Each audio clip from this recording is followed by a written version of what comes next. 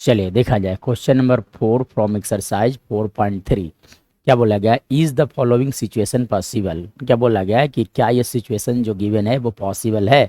If so determine their present age. अगर संभव है तो हम लोग को क्या करना है, प्रेजेंट एज फाइंड आउट करना है। क्या बोला गया क्वेश्चन देखो, अब यहाँ से क्वेश्चन से स्टार्ट होते हैं। क्या बोला गया, the sum of ages of two friends is 20 years. मतलब दो फ्रेंड्स हैं, दोनों का एजेस का sum that is 20 years. 4 years ago the product of their ages was 48। मतलब 4 साल पहले अगर दोनों का एजेस को मल्टीप्लाई किया जाता तो उस समय आता 48 आता।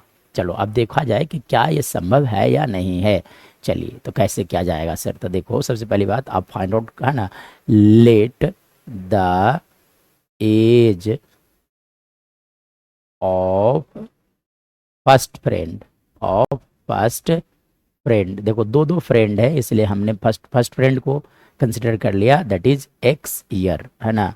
हमने सपोज कर लिया कि फर्स्ट फ्रेंड का एज जो है एक्स ईयर है ना। The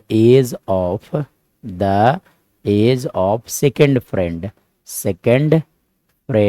that is equal to how much, 20 minus X हो जाएंगे। चलिए अब 4 year अगो, तो सबसे पहली बात है ना, तब सबसे पहली बात 4 year अगो। अब देखो आज अगर आपका उम्र अगर 12 year है तो 4 year अगो पहले कितने उम्र होंगे, तो 12 minus 4 that is equal to 8। ठीक है ना। तो similarly 4 year ago their ages, मैं एक साथ लिख देता हूँ, दियर एजेस बेयर कितने थे, कितने हो जाएंगे, तो फर्स्ट फ्रेंड का हो जाएगा x माइनस 4, ये फर्स्ट फ्रेंड का हो गया। दूसरे फ्रेंड का कितना होगा, 20 माइनस एक्स में से आप 4 सब्ट्रैक्ट कर लोगे तो that will equal to how much, लिखा जा सकता है 16 माइनस एक्स। चलो अब यहाँ से क्या करो, क्वेश्चन में के अनुसार कह रहा है कि अकॉर्डिंग टू द क्वेश्चन देखा जाए कि दोनों का एजेस का product that is equal to how much, है ना, दिया गया है 48। सो देखा जाए आप लिख सकते हो X minus 4 into 16 minus X that is equal to 48 given in the question. ठीक है।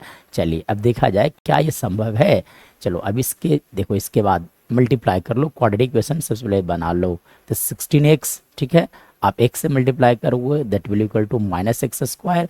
अब माइनस 64 और यहाँ से लिखे जा सकते हैं प्लस 4x इक्वल टू लिखा जाएगा आपका 48। नाउ यहाँ से लिखा जा सकता है माइनस एक्स स्क्वायर प्लस आप लिख सकते हो 20x minus 64 minus 48 equal to 0 लिखे जा सकते हैं। मतलब यहाँ से अगर बात किया जाएगा तो आप लिख सकते हो minus X square plus 20x। अब देखो 64 और 48 दोनों को ऐड कर लिया जाए तो ऐड करोगे तो 2 और यहाँ से आ जाएगा आपका 112 लिखा जा सकता है। सो यहाँ से आ गया आपका माइनस 112 इक्वल टू 0। चलो अब एक्स स्क्वायर के कोफिशिएंट को 1 बना लिया जाए, तो 1 बनाने के लिए -1 कॉमन लिया जाए, तो -1 जब कॉमन लेगा तो क्या बचेगा, X square minus 20x plus 112 equal to 0। So अब यहाँ से क्या किया जाए कि d का वैल्यू फाइंड आउट किया जाता है। d इक्वल टू क्या होता है, बी स्क्वायर माइनस 4ac।